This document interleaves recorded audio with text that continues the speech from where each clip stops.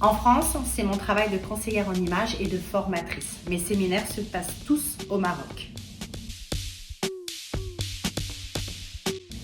Ma clientèle est plus pour le professionnel qui va souhaiter un cadre de vie, un lieu atypique, du soleil, une proximité, de la cohésion d'équipe.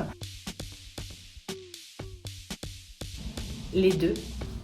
Pour le coup, je peux simplement construire un séminaire via une commande d'un client ou bien construire un séminaire que je veux proposer moi à mes clients. Et je peux aussi intervenir dans l'un de mes séminaires ou bien dans un séminaire d'un de mes contacts. Je peux proposer un voyage à la carte, ça va dépendre du budget, du besoin, de l'envie, également du circuit, ce qui fait que pour se rendre d'un point A à un point B, il peut parfois y avoir une journée de route. Je propose les deux. En fait, les ateliers vont être présents pour apporter du contenu, alors que les activités seront plus légères, permettre de lâcher prise plus facilement et permettre comme ça une absorption des informations plus facile, plus agréable et plus ludique. En fait, l'avantage du Maroc, c'est que même l'hiver, on peut être en sandales et en débardeur la journée et simplement se couvrir le soir pour des soirées plus fraîches.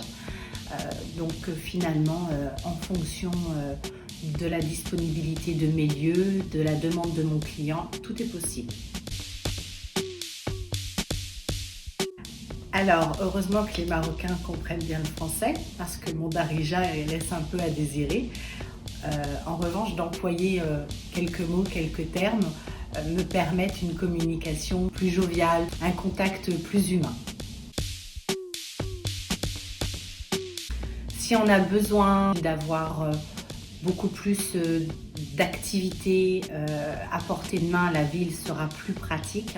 Si le client cherche un environnement plus calme, plus reposant, plus dans la nature, la campagne bien sûr sera l'idéal.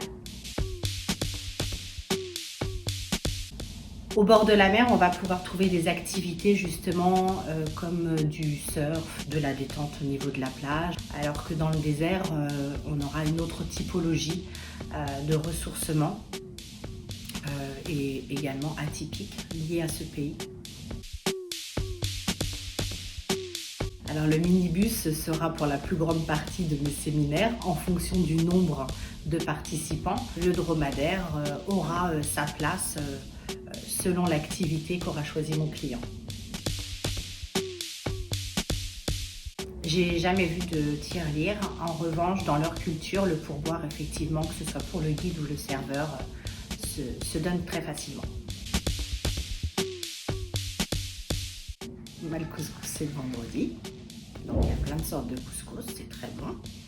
Et le tagine, j'attends des invitations de mes amis pour continuer de découvrir la multitude de tagines avec les épices qui sont juste succulents.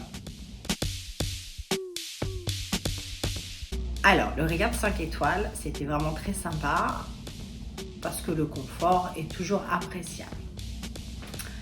Mon camping sauvage a été une expérience très agréable aussi. On n'a plus de repères, donc ça permet d'aller se retrouver soi et de vivre une expérience hors du commun. Je privilégie pour l'instant des groupes en petite quantité pour justement privilégier la qualité. Travail et plaisir et travail, les deux sont mélangés et pour moi, l'un ne va pas sans l'autre.